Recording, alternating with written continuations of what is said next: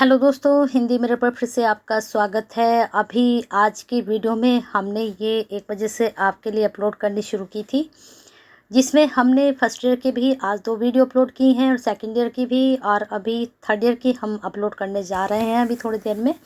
अभी पहले आपको बता देते हैं इसके बारे में थोड़ा-सा कि आपकी जो फर्स्ट क्वेश्चन बैंक तो मैं पहले से ही आपको दे चुकी हूँ। कुछ यूनिट्स आपकी रह गई थी, तो उन यूनिट्स के जो रह गई हैं, उनके जो टॉपिक हैं आपके, वो उसके मैं आपके लिए नोट्स लेकर आऊँगी।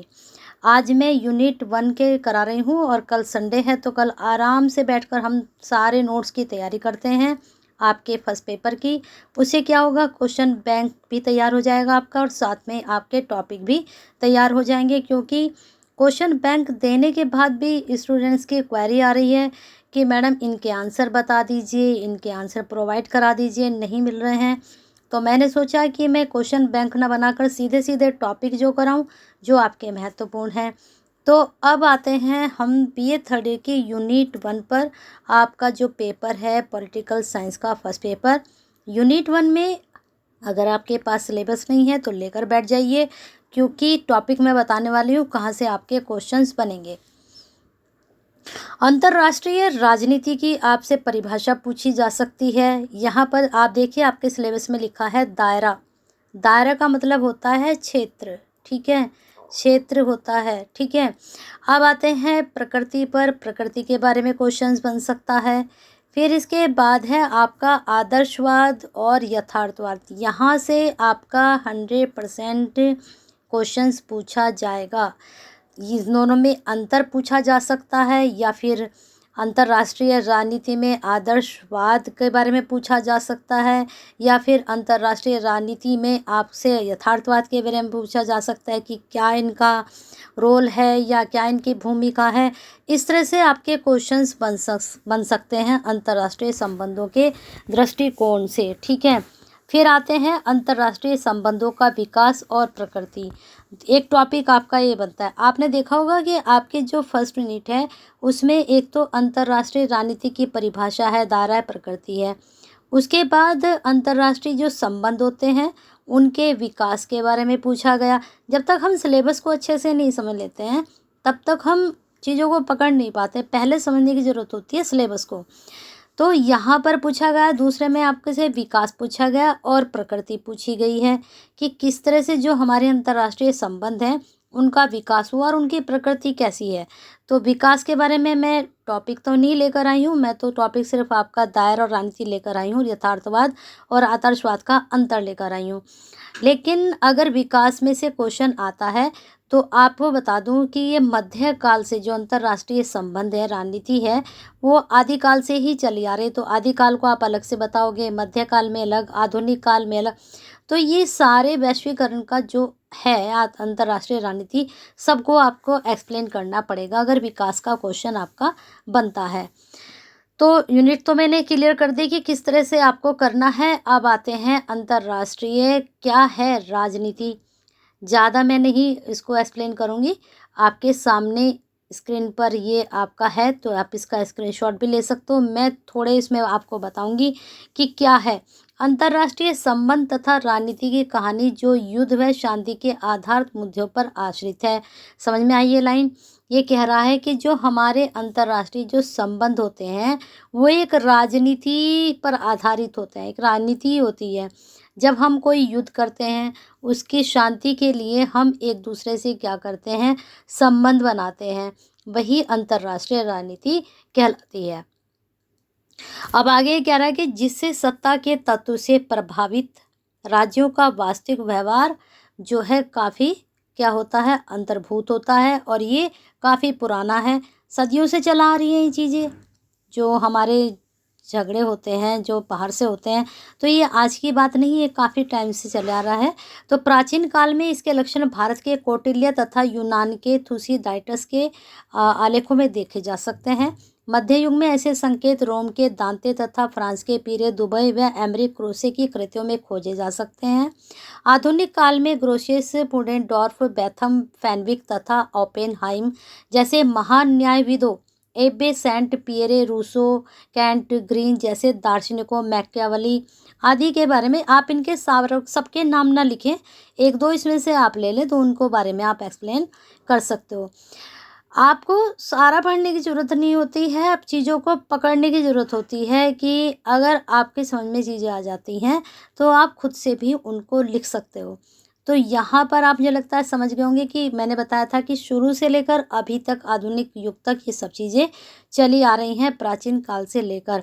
तो यही अंतर्राष्ट्रीय राजनीति और संबंध होते हैं। क्लियर है? चलिए आगे देखते हैं। साम्राज्य निर्माण की व्यवस्था के समर्थकों तथा वुडरो जो विल्सन है, हिटलर है, चर्चिल है, इन्होंने क्या किया, राजनेताओं की रचनाओं में विशाल रूप में ऐसा साहित्य प्रस्तुत हुआ है, चाहे वह सब यथार्थवादी हो या कल्पनावादी। इन लेखकों के अतिरिक्त एफ.एल. शुमिन जैसे सुप्रसिद्ध सिद्धांतकारों ने भी बहुत लिखा है। यह उल्लेखनीय तथ्य है कि प्रथम विश्व युद्ध के बाद की अवधि में विश्व के राजनीतिक इतिहास के रूप में इसका तेजी से विकास हुआ। यहाँ पर ये जो पैराग्राफ में, इसमें आपको विकास के बारे में भी बताया जा रहा है, संबंध के बारे में बताया जा रहा है, विकास के बारे में भी बताया जा रहा है। तो यही सब अंतर्राष्ट्रीय राजनीति और संबंध के अंतर्गत आते हैं। इसलिए फर्स्ट यूनिट में इन्होंने फिर आपको सेकंड टॉपिक दे दिया कि संबंधों का विकास कैसे हुआ, इनका आदर्शवाद और यथार्थवाद क्या था, क्योंकि ये दोनों इसी पर ही आधारित हैं। अब देखते हैं इसका अर्थ क्या है और प्रकृति क्या है और क्षेत्र क्या है। अंतर्राष्ट्रीय संबंध तथा राजनीति का अध्ययन अंतर्राष्ट्रीय व्यवस्था का अध्ययन है, जिसका अभिप्राय है स्वतंत्र राजनीतिक निकायों जैसे कबीले, नगर, राज्य, राष्ट्र, साम्राज्य का जो संग्रह है वो न्यायाधीश विनियमित प्रक्रियाओं के अनुसार समुचित बारंबारता सहित परस्पर आदान प्रदान करते हैं। बस यही है अंतर्राष्ट्रीय संबंध। आप एक छोटी सी चीज़ लीजिए, आपके पड़ोस में कोई रहता है, ठीक है, आपके उससे संबंध कैसे बनेंगे? जब आप उसके घर जाएंगे, उसके घर आएंगे, वो आपके घर आएंगे, आप एक दूसरे से चीज़ों का आदान प्रदान करेंगे, तो आपका क्या हो जाएगा, एक दूसरे से संबंध बनेगा। आप क्लास में पढ़ते हैं, एक दूसरे से, स्टूडेंट से एक दूसरे से बात करते हैं, चीज़ों का लंच करते हैं एक दूसरे के साथ, वही चीज़ है। ऐसे ही एक दूसरे के संबंध जो देशों से होते हैं वही अंतर्राष्ट्रीय संबंध बन जाते हैं। छोटे से उससे आपको ये चीज़ समझ में आ गई होगी। आगे है कि अनिवार्य तथा प्राथमिक रूप में ऐसे अध्ययन का संबंध उस संपर्क अथवा आदान प्रदान से है जो अंतर्राष्ट्रीय समुदाय के सदस्यों के बीच चल रहा है, अथवा उन अभिनेताओं के व्यवहार से जो अंतर्राष्ट्रीय राजनीतिक व्यवस्था में क्रियाशील है। तो ये किसके द्वारा होता है? जितने हमारे नेता होते हैं उन्हीं के द्वारा तो होता है। हमारा आप तो जाएंगे नहीं अंतर्राष्ट्रीय संबंध स्थापित करने के लिए, तो ये सब उनके द्वारा स्थापित होते हैं। अंतर्राष्ट्रीय संबंध का अभिप्राय एक विशाल, एक विविधतापूर्ण परिदृश्य है, यानी कि बहुत ही वाइल्ड एरिया होता है इसका और काफ़ी वैरायटी होती है इसमें, जिसका गठन अंतर्राष्ट्रीय सम्मेलनों, राजनयिकों, आगमन, निगमन, संधियां, हस्ताक्षर करने, सैनिक दास्ता, तैनाती, अंतर्राष्ट्रीय व्यापार का प्रवाह से होता है। अब हम तो छोटी मोटी चीज़ें लेकर एक दूसरे से संबंध बना लेते हैं, लेकिन जो देश होते हैं वहाँ पर इस तरह की चीज़ें होती हैं जब उनके आपस में संबंध होता है। अब आप न्यूज़ में सुनते हो कि आज प्रधानमंत्री उस देश गए, आज प्रधानमंत्री उस देश गए, उन्होंने वहाँ पर इसके हस्ताक्षर किए, उस संधि पर हस्ताक्षर किए, तो वही चीज़ यहाँ पर वो चीज़ बताई गई है। तो मुझे लगता है सबको क्लियर हो रहा होगा क्या चीज़ है क्या नहीं। आगे है कि जो अंतर्राज्यीय संबंधों के ऐसे आयाम का उल्लेख करते हैं, टिप्पणी और डेफिनेशन आप अपने हिसाब से कहीं से भी याद कर लीजिए, ज़रूरी नहीं जो मैं आपको दे रही हूँ वही आप याद करें। आपको सिर्फ अर्थ समझ में आना चाहिए, प्रकृति समझ में आनी चाहिए और इसका स्कोप, नेचर और मीनिंग समझ में आना चाहिए। मीनिंग तो मुझे लगता है सभी की समझ में आ गया होगा कि अंतर्राष्ट्रीय राजनीति और संबंध क्या होते हैं। इसमें आप 2 पेज आराम से निकाल सकते हो जैसे मैंने आपको समझाया है। अब आते हैं आपके कि निष्कर्ष क्या निकलता है कि जो हमारे अंतर्राष्ट्रीय संबंध तथा राजनीतिक विषय विश्व की प्रभुसत्ता संपन्न राज्यों के बीच चल रहे आदान प्रदान का अध्ययन है। ये इसका निचोड़ निकल कर आ गया है। यह गैर राज्य अभिकर्ताओं का भी अध्ययन है जिनका व्यवहार राष्ट्र राज्यों की कार्यशैली पर प्रभाव डालता है। अब ये बहुत आपका मैंने शॉर्ट में करा दिया है, ठीक है। वैसे बहुत वाइड था ये कि जो है ये इस विषय के अध्ययन के निम्न 3 केंद्रीय बिंदु होते हैं, विशिष्ट स्थान रखते हैं, बहुत ज़्यादा हो जाता। अब आते हैं हम आपके आदर्शवाद और यथार्थवाद पर। चलिए देखते हैं। हाँ, एक क्वेश्चन आपका बहुत ही महत्वपूर्ण ये बन सकता है और मैंने क्वेश्चन बैंक में भी आपके ये बनाया है क्वेश्चन। अंतर्राष्ट्रीय संबंधों का अंतर्राष्ट्रीय राजनीति, अंतर्राष्ट्रीय मामलों व राष्ट्रीय राजनीति में क्या अंतर है? ये अंतर्राष्ट्रीय संबंध और राष्ट्रीय राजनीति में क्या अंतर है? बहुत ही महत्वपूर्ण प्रश्न है, जरूर तैयार कर लेना। ये 99% आपके आने की उम्मीद है क्वेश्चन की। आदर्शवाद और यथार्थवाद पर हम चलते हैं आपके। यहाँ पर हम आ चुके हैं आपके आदर्शवाद पर। आदर्शवाद क्या होता है? ये मानपरकवादी होता है। ठीक है, क्या है मानपरकवादी? देखते हैं। राजनीति शासन की कला है, न कि संभव की कला है। ठीक है, एक अच्छा राजनीतिक व्यक्ति वह नहीं करता जो संभव है, बल्कि वह ऐसा करता है जो शुभ हो। वह अच्छे जीवन का प्रावधान करता है जिसमें न्याय हो, वैध नियम हो, अनुपालन हो, सिद्धांत हो, राष्ट्रीय एवं अंतर्राष्ट्रीय के प्रति सम्मान हो। तो यही सब आदर्शवाद के अंतर्गत आता है। अंतर आप ऐसे कर सकते हो, पहले आप आदर्शवाद को लिख लीजिए, फिर उसके बाद आप यथार्थवाद को लिख लीजिए, तो दोनों का अंतर हो जाएगा।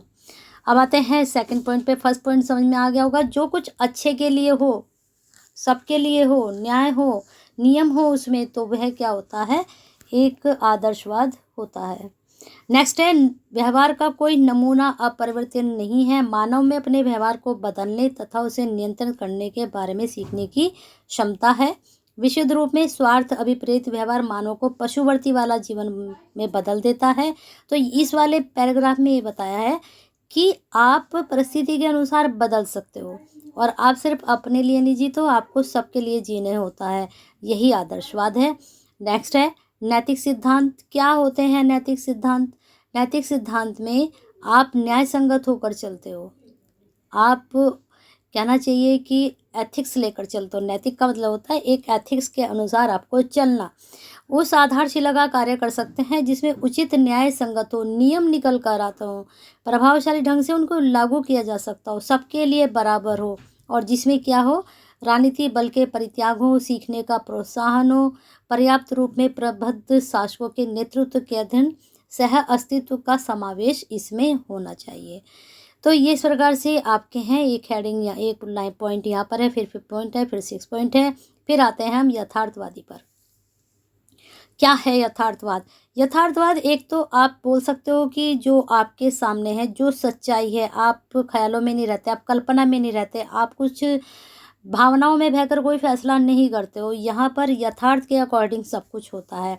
तथ्यपरक यानी कि आपके पास ठोस चीज़ें होनी चाहिए, आपके पास अनुभववादी होने चाहिए उसको बताने के लिए।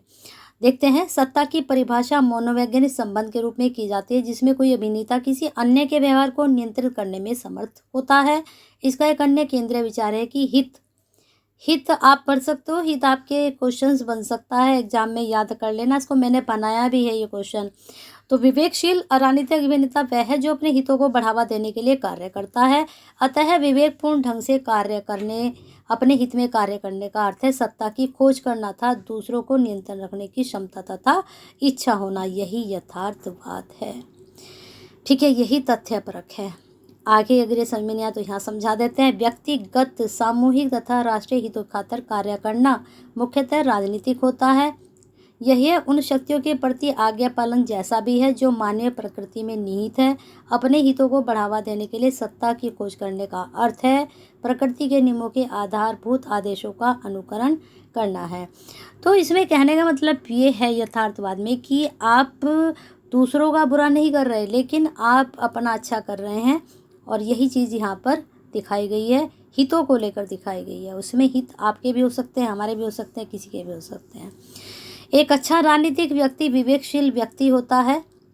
ऐसे व्यक्ति जो सत्ता को समझते हैं और उसकी खोज करते हैं, यानी कि वो यथार्थ में उसकी खोज करते हैं, यानी कि बस उठाया और जो पीछे आप चला आ रही है परंपरा उसी को, जो यथार्थ है उसको वो समझते हैं, जो सामने है सत्य है। साथ ही अपनी सत्ता को, पिपासा को कोमल कर लेता है, क्योंकि वह ऐसा अनुभव करता है कि दूसरे लोग भी सत्ता को समझते हैं और उसे पाने की इच्छा रखते हैं। एक विवेकशील राजनीतिक व्यक्ति की सर्वाधिक महत्वपूर्ण विशेषता यह है कि वह सूझबूझ से काम करता है।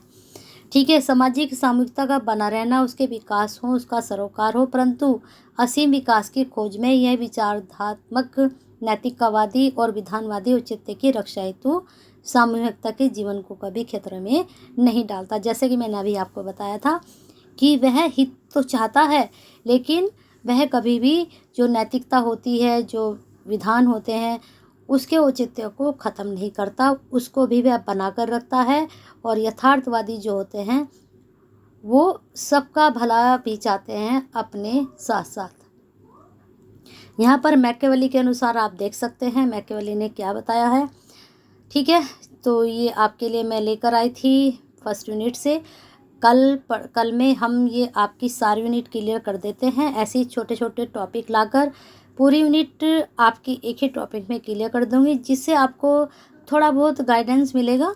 सारा तो नहीं मिलेगा, लेकिन हाँ आपके अंदर एक कॉन्फिडेंस आ जाएगा कि हाँ हमें आंसर इस तरह से अटैम्प्ट करने हैं। तो बने रहिए हिंदी मीडियम के साथ, अपना सब्सक्राइब कर लीजिए, बेल आइकन हिट कर लीजिए, और लाइक तो बनता है कर दीजिए, सब्सक्राइब तो कर ही लिया आपने, जिन्होंने नहीं किया वो कर दीजिए, और शेयर कीजिए ज़्यादा से ज़्यादा।